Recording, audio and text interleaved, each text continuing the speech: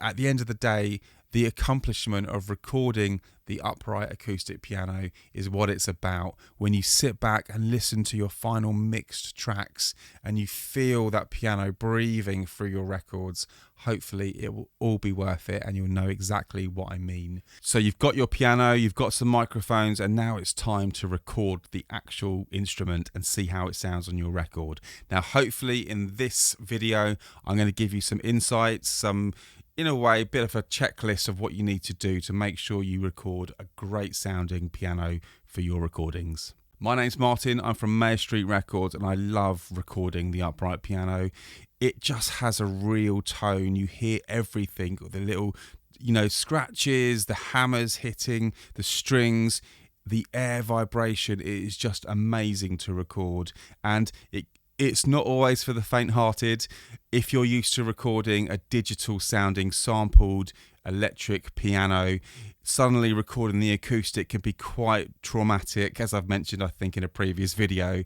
But my goodness, it is worth it. And believe me, your recordings will forever be thankful. And there's such an appreciation for when you hear an actual instrument being recorded on a record and the overall tone, etc. So anyway, let's get into it. So tuning is really important. Make sure your piano is in tune before you record it. Unless you're going for that honky-tonk sort of Irish pub sort of piano sound, etc. Fine, don't worry about it. It will just sound great. Character, a little bit out of tune here and there won't matter. Depends on what you're going for, remember, in a production. But for me, if I'm going to bring in other instruments and I want them to all be in the same key, for example, then make sure your piano is tuned before you hit record. Really simple, get someone to come and tune it. Make sure that it sounds great before you start the recording. Decide on what microphone or microphones you're going to use to record the piano. Yes, this is a minefield. As you might be aware, there's quite a few microphones to choose from. And there's also quite a lot of rooms to record your piano in. There's also a lot of pianos. There's a lot of different piano players. So there's a lot of factors to consider. So don't overthink it, is my first and biggest bit of advice, really. Find out what works for your piano. Use the microphones you have at hand. Don't go out and spend loads of money on expensive mics. Yeah, if you book a studio and they've got an array of lovely microphones, just spend an hour, half an hour just trying out different mics, see what works. What I like to use are large diaphragm condenser microphones. Why? I like to put them quite close to the piano, first of all, so I pick up that sort of warm sound, not the room sound, the warm sound from those hammers hitting the strings, but I also like a bit of a bigger sound in the piano. So I use two microphones. I put one left, one right, as far left and right as possible, within reason, more centralish if I can, and through that I then pick up a nice stereo recording of the piano, and it just gives it a nice warm sound being close, a wide sound being literally placed wide on the actual piano, and it just gives a great tone. Have a play, try out what works. Don't think there's only one way. Experiment and have fun doing so. This is not essential, but it's just something I've started to do over time. Remove things that are on top of your piano to avoid any extra rattling or resonances that you just don't need to have on your recording. Let the piano speak for itself. So yeah, removing any sort of like ornaments or books or anything that you've just placed on there is a good idea just before you start to record. Mic placement is what comes next. So this is how I set up my microphone. I have two microphones, left and right. They are on mic stands, as you can see, and they point down to the strings. Now, remember, the piano is actually a percussion instrument because the hammers hit the strings. So choosing microphones that can sort of withstand an impact of sound pressure levels or high sound pressure levels is important, depending on what you're going to play, of course. I choose AKG C414s every time for my piano. They sit either side, as you can see, as I mentioned, and they create a much larger than life sound, yet still sounds very intimate and very detailed. And I just love the way they sound on this particular piano, which is a Yamaha U1A 1970s upright.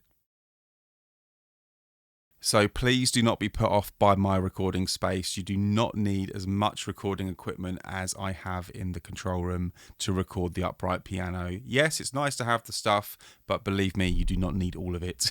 So there is an importance to recording the piano, which is basically called the recording chain. And really, recording anything, you need to make sure what is the process that goes from the source to the recording device to make it sound nice on the recording.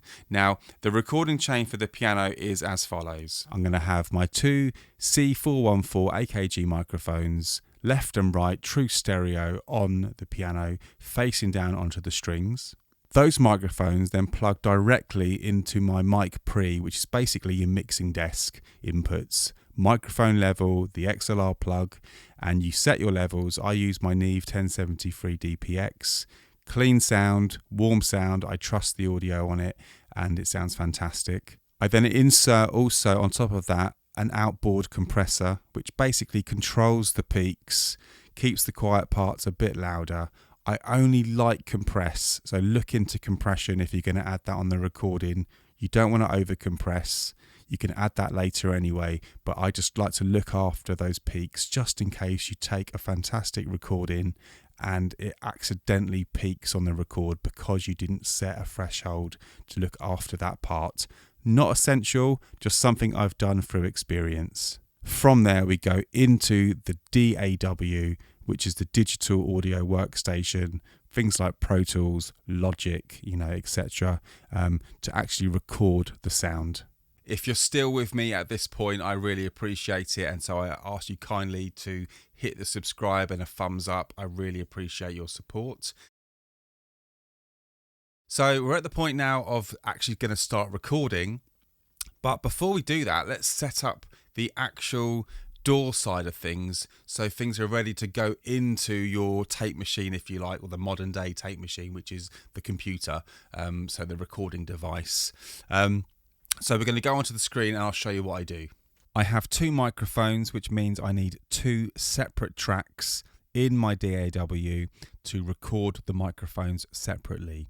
So I'll set those up, mono recordings, meaning just the one channel, and then once the two are set up, I will then do one important thing: pan those microphones left and right. Now, why do I do this on the recording? Because it gives me the insight for my end result. The reason why I like to record with two microphones is because I have that true stereo sound, that wide sound. So capturing the left and the right is a bit like capturing the lows and the highs when you think about it on the recording spectrum of a piano, where you have the lows on the left and the highs on the right. So do the panning, have a listen to it with and without, and you'll see exactly what I mean by a true wider stereo sounding recording. So now you've had a practice, now it's time to just sit back, breathe, and actually record the piano.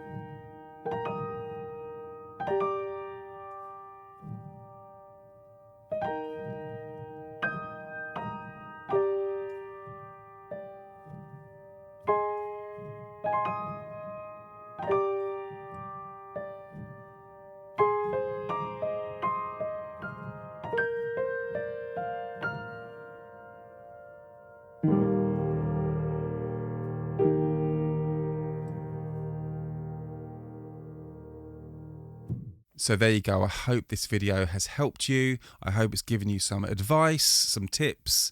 And, you know, at the end of the day, the accomplishment of recording the Upright Acoustic Piano is what it's about. When you sit back and listen to your final mixed tracks and you feel that piano breathing through your records, hopefully it will all be worth it and you'll know exactly what I mean. Just keep persevering and I wish you the very best. Until the next video, please hit the like, subscribe, comment, whatever you wish, and I'll see you on the next one. Cheers, guys. All the best. Bye.